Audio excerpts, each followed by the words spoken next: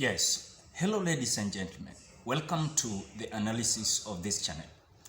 I'm appreciating so much because of that effort that you're continuing to do when it comes to supporting the work of this channel. Now, welcome again. William Samoei Ruto is again landing himself in a big problem and a big blunder, according to what I understand so far the way William Ruto is feeling. As you know very well, what has already happened between William Ruto and DCI George Kinoti. But when I was looking at the way William Samoei Ruto today was addressing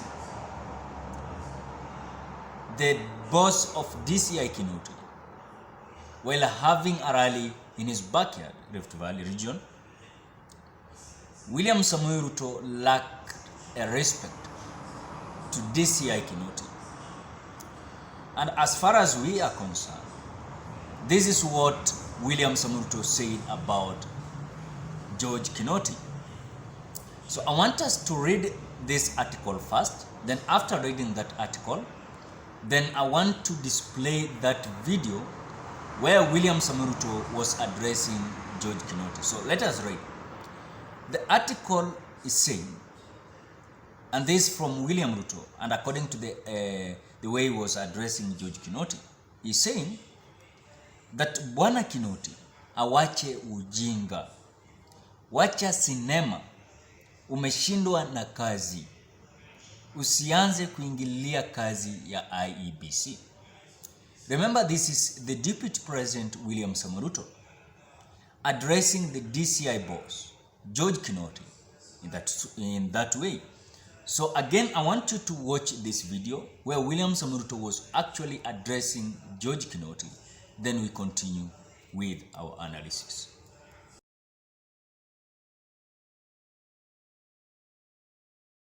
Ujinga. Sio kama tunaelewana. Huyo Kinoti hakuna kitu amefanya kwa hii Kenya. Anaendesha tu makesi ya kisiasa. Yeye ni mtu ya sinema. Anaendesha makesi kwa magazeti. Anatuandikia barua, sijui barua ya kilomita ngapi. Mr. Kinoti, please save your time. Stop writing to us long letters. Leave matters of elections to IEBC. You have no business in IEBC. You have failed as DCI. We don't want you to fail our elections. Tunaelewana? Huyo Bwana Kinoti awache hiyo ujinga yake anaendesha pale, kwa sababu anatukasirisha. Huyo Bwana Kinoti tunataka tumwambie awachane na watu wa IEBC wafanye hiyo uchaguzi. Alipatiwa kazi ya kufanya criminal investigation. He has never done anything. Ile kesi yote anafanya kesi kwa magazeti. Akiambiwa apeleke evidence kule kotini ameshindwa. So Bwana Kinoti, wacha sinema, wacha kutuletea kasheshe, wacha kutubebea ufala, wachana na IEBC. Chebukati is the chairman of IEBC. Give him space to run the election. You have failed, and wait for August so that you can go home. Ama tunaelewana namna gani? Si hao watu wawache hiyo puzi. Tunaelewana? Tuko pamoja?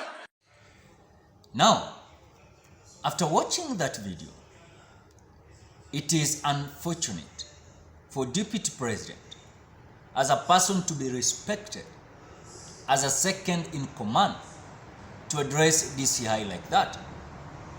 I think what, according to my opinion, I can give out is that this man is now lacking respect to his fellow, maybe, let me say, to people who are working under him. But I think what William Samoei Ruto lacks is that he doesn't understand how he always addresses these public servants, which according to me, this is not just unfortunate, but a lack of respect towards the work of George Kinoti.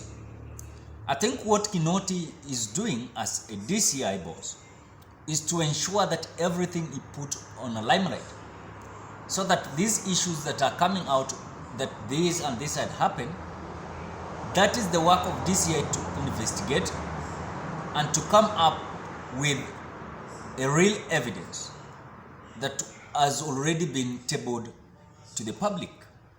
So I don't think if this is something that is now making William Ruto to be angered when it comes to the statement that George Kinoti released when it comes to the arrest of these 3 Venezuelans.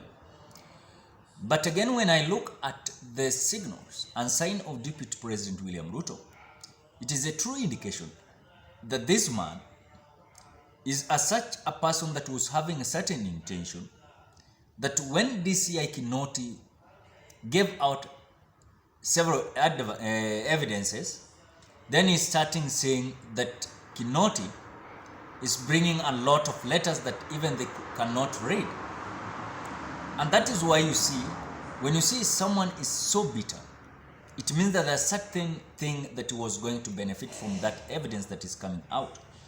So according to me, politically speaking, William Ruto is just a dying horse, which everyone is likely to bite with his harsh words, the disrespectfulness that is in his heart, which according to me, I don't think if at times he just keep quiet, then listen to whatever he always say to the public.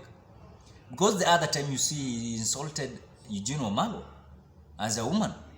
Now he's coming out saying Kinoti that Bwana Kinoti awache ujinga, awache sinema, ameshindwa na kazi, sianze kuingililia kazi ya IEBC. I think George Kinoti has not come to enter into the work of IEBC, but he was to do his duty to ensure that he's investigating as DCI, Directorate of Criminal Investigation. And that's the work that they should do. So Kinoti to come out and give the public the truth about these 3 Venezuelan nationals, that people were asking themselves, what was the intention of these Venezuelan nationals coming into our country with suitcases inside of them filled by stickers of IEBC, and then IEBC has not communicated anything that there are certain visitors that are coming. Then furthermore, is coming in a scenario where those people who had come to the country, those Venezuelan nationals, were welcomed by the businessman that is Abdullahi Mohamed Abdi. And this person is coming out as a good friend of William Ruto. So the question that we are asking ourselves, what was the intention of this Venezuelan national taking these stickers to Abdullahi Mohamed Abdi? And that is where you see the deputy president is coming out bitter after this evidence has come out. And in reality, you see that now these people, Kenya Kwanza Alliance, that were now coming out, talking carelessly, defending Venezuelans, some of them are just keeping quiet. People like Dennis Itumbi are now disparate. They don't have even evidence to say and defend whatever they were saying to the public.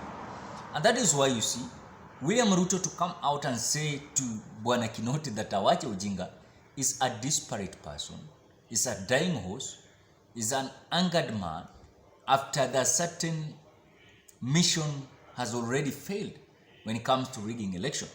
So according to my thought and according to my understanding, I think William Ruto is a person that is unsincere to everything that he gave to the public. Remember that every word that he uttered to the public is for public consumption, and these most of the people are Kenyans. So to come and with the disrespectfulness, though the DCI has done their work, I think that they have done their work. I was thinking like William Ruto was not to defend this Venezuelan. He could have come out to say why were these people having the stickers of IEBC.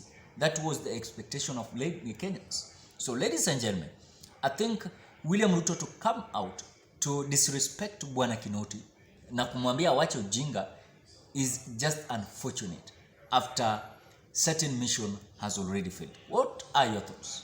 Ladies and gentlemen, drop your opinion at the comment section below so that we can compare our opinions, so that we see way forward. Otherwise, I want to appreciate so much because of your continued to support this analysis. I appreciate so much.